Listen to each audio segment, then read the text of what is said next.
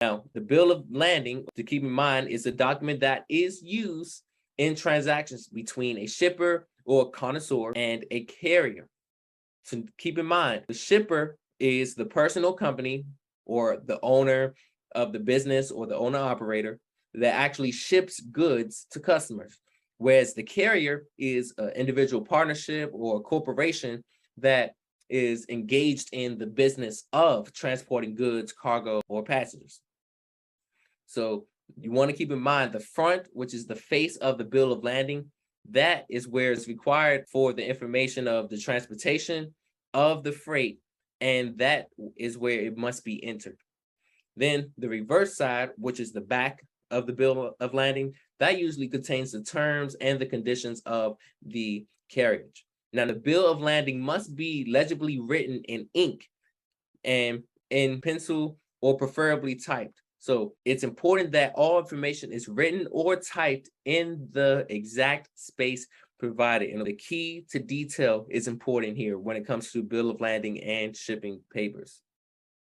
Then shipping paper is a document that serves a similar purpose in a prepared or in accordance with the hazardous materials regulations. For example, a shipping order, a bill, a landing, a manifest. That's what shipping paper is.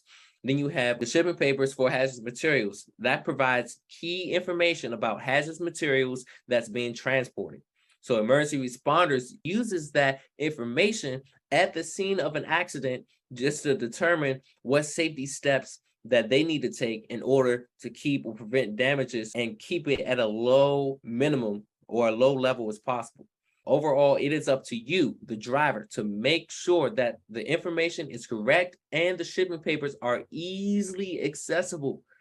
So most hazardous material shipments must have emergency response information or within the shipping papers. Now, to note, the information is in association with the shipping paper, and it may be in a form of the Emergency Response Guidebook, ERE. The Emergency Response Guidebook, ERG, is and it allows and assists the first responders to identify hazardous materials in order to protect the general public and themselves during the response phase of the incident. So it was developed by the federal government. And then note, it could be a form of a safety data sheet, also known as SDS. And the safety data sheet, SDS, is an official OSHA document explaining everything you need to know about working safely with a specific chemical that you're hauling or using. And then some types of form of shipping paper could be any other form that has all information that is required by the hazardous materials regulations. This information, either way, must be kept with the shipping papers and away from the packages containing the hazardous material. And it should be in a location that you can have immediate, instant access to, just in the event of an accident. And it must be immediately accessible. You must have it immediately, instantly, just in case of an emergency. Now, when it comes to shipping paper accessibility, you want to keep the shipping paper easily accessible when you can get instant and immediate access in case of an accident.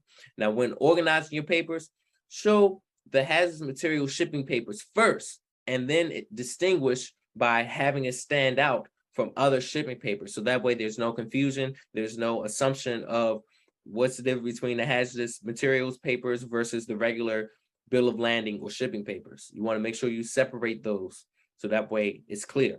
Then you want to keep paper within reach while you're in the vehicle by the lap belt. And you want to make sure it's in reach and visible. This can be either in a folder, mounted, or it can be in a driver's compartment. But either way, keep the shipping paper in the driver's side door pouch or driver's seat when you're not in the vehicle.